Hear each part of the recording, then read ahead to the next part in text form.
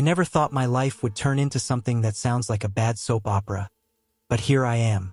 My older brother, Alex, always had it out for me since we were kids. He was the golden child, the one our parents spoiled, while I, Mark, was left to fend for myself. He bullied me relentlessly, took credit for my achievements, and did everything he could to make my life miserable. But nothing, absolutely nothing, could have prepared me for what he did next. I met Lisa in college. She was everything I ever wanted. Smart, kind, and beautiful. We got married right after graduation and built a life together.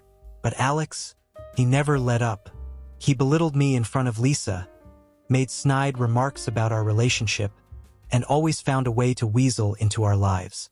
I didn't realize how deep his betrayal ran until one night, Lisa broke down and confessed something that shattered my world.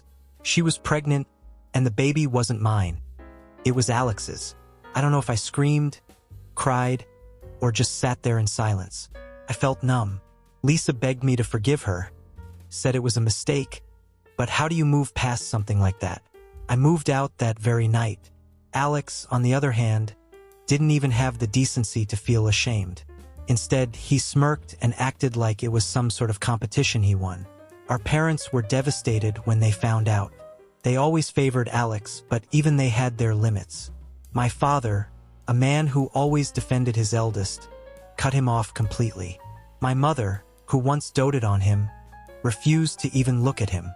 When they passed away a few months ago, they left their entire estate, $2 million, to me.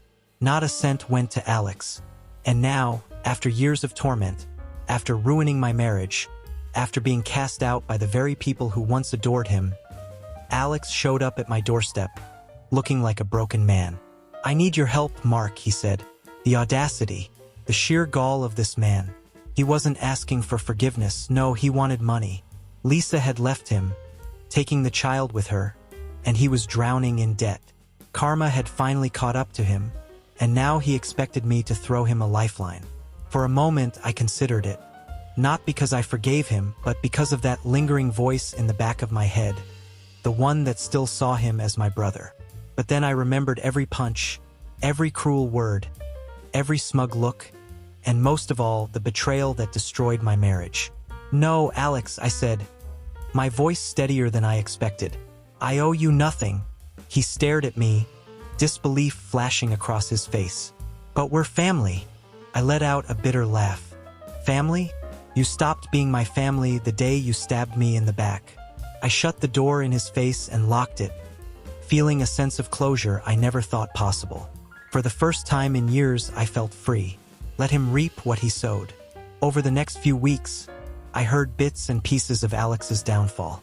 He tried reaching out to old friends, but none of them wanted anything to do with him. Word had spread about what he did to me, and it turned out people have a hard time trusting a man who would betray his own brother like that.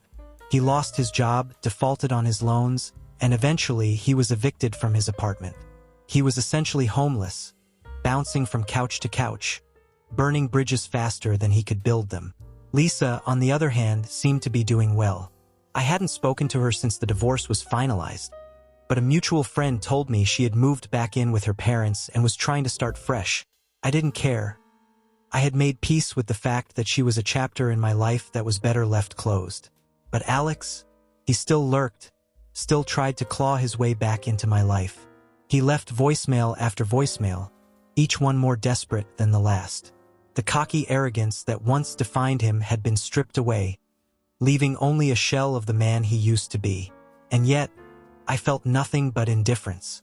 One night, I got a call from an unknown number. Against my better judgment, I picked up. It was Alex, sobbing, begging for help.